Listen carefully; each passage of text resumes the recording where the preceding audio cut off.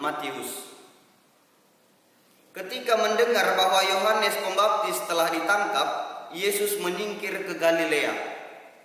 Ia meninggalkan Nazaret dan diam di Kapernaum di tepi danau di daerah Zebulon dan Naftali. Dengan demikian genaplah firman yang disampaikan oleh Nabi Yesaya. Tanah Zebulon dan tanah Naftali, jalan ke laut, daerah seberang sungai Yordan, Galilea, wilayah bangsa-bangsa lain, bangsa yang diam dalam kegelapan telah melihat terang yang besar.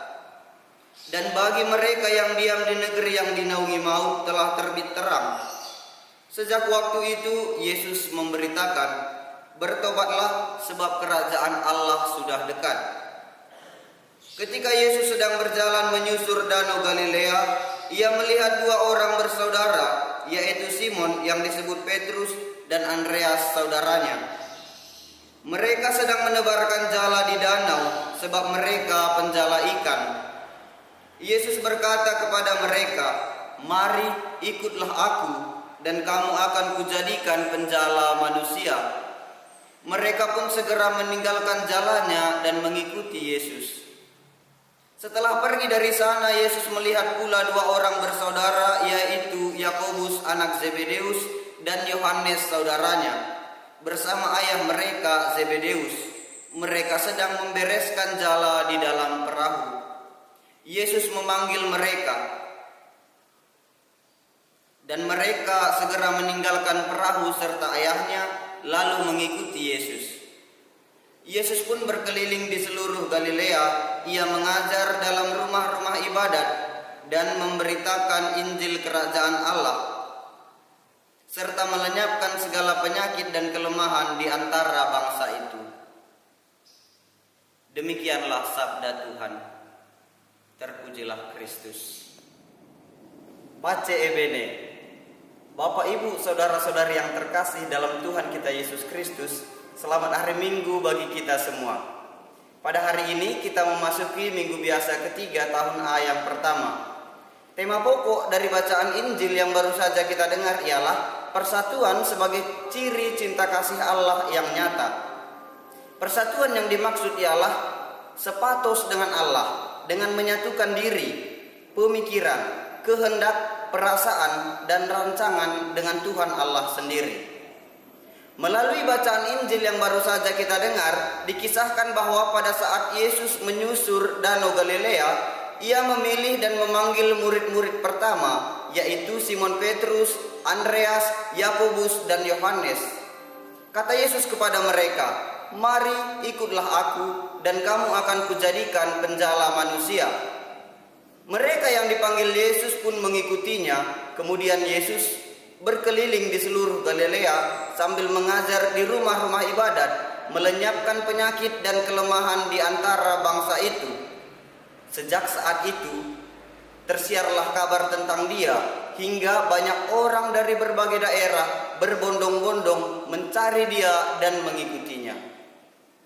Bapak, Ibu, saudara-saudari yang terkasih dalam Tuhan kita Yesus Kristus, ketika Yohanes ditangkap karena banyak orang pergi ke padang gurun untuk menemuinya dan minta dibaptis, situasi tersebut membuat Herodes takut dan khawatir karena merasa tersaingi.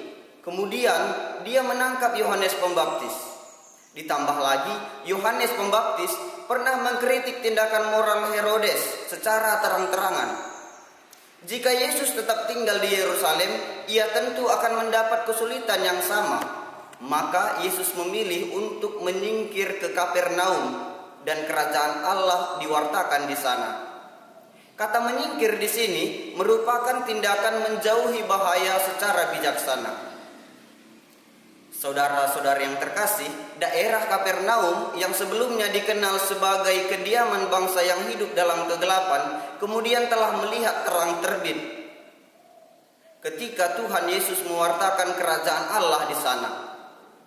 Mereka beralih dari manusia lama menjadi manusia baru, yaitu merupakan suatu tindakan pertobatan dari orang-orang kafir menjadi orang-orang yang beriman, yang percaya kepada Allah. Mereka bertobat dalam kata dan tindakan. Berada di dekat Yesus membuat hati banyak orang terasa damai dan nyaman. Manusia yang sebelumnya hidup dalam kegelapan, ketika hidup bersama Tuhan Yesus Kristus, berubah menjadi manusia dan anak-anak terang. Bapak, Ibu, saudara-saudari yang terkasih dalam Tuhan kita Yesus Kristus, kita juga haruslah selalu berusaha mendekatkan diri kepada Tuhan kita Yesus Kristus. Kedekatan dengan Tuhan bukan pertama-tama karena usaha manusia, tetapi karena Allah sendiri yang mau memanggil kita. Mendekatkan diri kepada Tuhan itu dinyatakan dengan sepatus dengan Allah. Sepatus di sini berarti seperasaan, sepemahaman, dan sekehendak dengannya. Dengan melakukan tindakan tersebut, kita akan memperoleh rasa nyaman dan damai yang sejati yang berasal dari Allah sendiri. Saudara-saudari yang terkasih, kesatuan kita dengan Allah bukan hanya usaha manusiawi semata, melainkan pertama-tama karena inisiatif Allah yang menaruh kasih karunia-Nya kepada kita. Dia memanggil kita dan menjadi terang sejati bagi kita.